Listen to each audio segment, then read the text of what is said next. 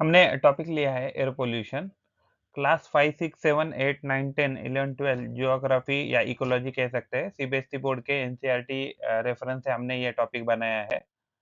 तो causes of air pollution क्या होते हैं? तो इंडस्ट्री से जो भी आउटपुट आता है, खास करके अगर पॉइजनस गैसेस वगैरह आती है, डस्ट आता है, स्मोक आता है या डस्ट आती है इंडस्ट्री से या नेचुरल डस्ट है, एग्रीकल्चर पार्टिकल्स है या एग्रीकल्चर के जो भी प्रोडक्ट है एंड ट्रांसपोर्ट से जो भी फ्यूल वगैरह स्मोक वगैरह निकल रहा है तो that that causes air pollution. फिर वेस्ट मैनेजमेंट है तो वेस्ट मैनेजमेंट से वेस्ट जो भी है तो वो जब डिग्रेड होने लगता है तो बहुत सारी पॉइजनस गैसेस निकलती है तो उससे भी एयर पॉल्यूशन होता है।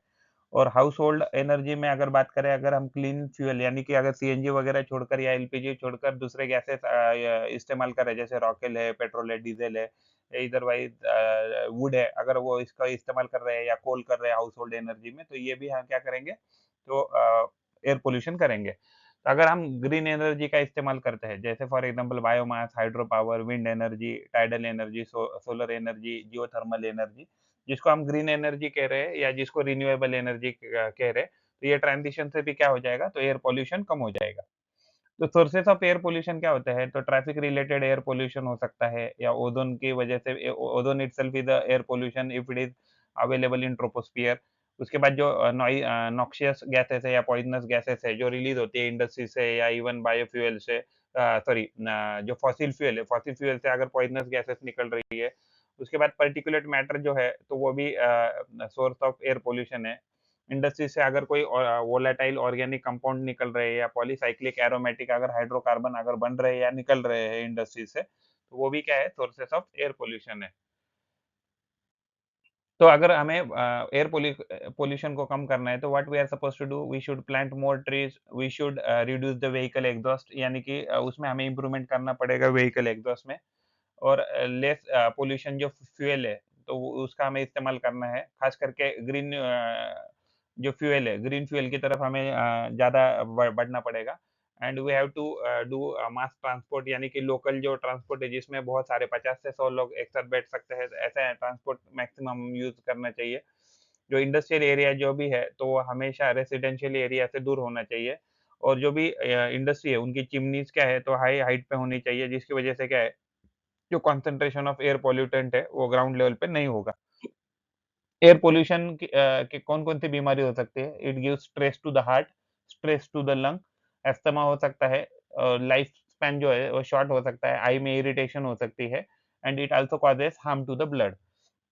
तो जो हार्ट जो एयर पॉल्यूशन है वो हार्ट हार्ट की बीमारी प्रोड्यूस कर सकता है।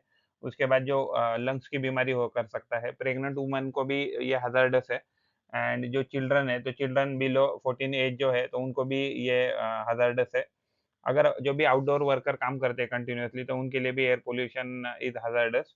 एंड जो एल्डरली पीपल है, उनको और वो बीमार कर सकता है। तो हमें अगर एयर पॉल्यूशन को कंट्रोल करना है, तो what we are supposed to do, we have to do research pollution level हमें करना पड़ेगा। उसके बाद अवॉइड ट्रैफिक जो कंजेशन है, तो उसको कम करना पड़ेगा। जो भी हमारे काम है जल्दी से जल्दी वो मॉर्निंग के टाइम में करने चाहिए। सिगरेट वगैरह का धुआं नहीं करना चाहिए, उससे भी एयर पोल्यूशन होता है, सिगरेट का स्मोक से। एंड जो भी हमें फूड है, तो फूड क्या है कि विटामिन सी से रिच फूड खाने चाहिए। और हमें क्या करना चाहिए, तो एक्सरसाइज करना चाहिए जिम में वगैरह जाके, to have a better life. तो एयर पॉल्यूशन जो है, तो air pollution, what is the air pollution? The contamination of the atmosphere by harmful substances leading to the health and environmental problem.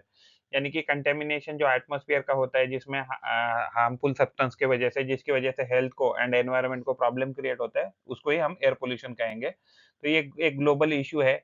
ये exactly indoor and outdoor sources दोनों की वजह से ये उसकी सीवियरिटी बढ़ाता रहता है। मेजर सोर्सेज़ जो होते हैं, तो बर्निंग ऑफ फॉसिल फ्यूल है, जैसे coal, wood contribute to the greenhouse gases. And जो फॉसिल फ्यूल है, वो भी ग्रीन हाउस गैस क्रिएट करता है। एंड उसके इमिशन से पार्टिकुलेट मैटर भी एनवायरनमेंट में इंक्रीज हो जाता है। तो इंडस्ट्रियल एमिशन जो होता है फैक्ट्री से, उससे भी एयर पोल्यूशन होता रहता है। एग्रीकल्चर एक्टिविटी से भी जो वेस्ट प्रोडक्ट निकलता है, उसका डिकम्पोजिशन से भी एयर पोल्यूशन होता है। हेल्थ कॉन्सिक्वेंसेस क्या है, तो रेस्पिरेटरी एंड कार्डियोवैस्कुलर डिजीजेस इससे हो सकती है, जैसे अस्थमा है, ब्रोंकाइटिस है। And it can exaggerate existing health condition. अगर कोई ऑलरेडी बीमार है तो उसको और बीमार कर देगा air pollution. Can cause lung cancer and other serious illness. अगर कोई किसी बंदे को अगर ज़्यादा अगर मान लीजिए एयर पोल्यूशन से तकलीफ हो गई तो उसको लंग कैंसर हो सकता है या सीरियस इलनेस भी हो सकता है।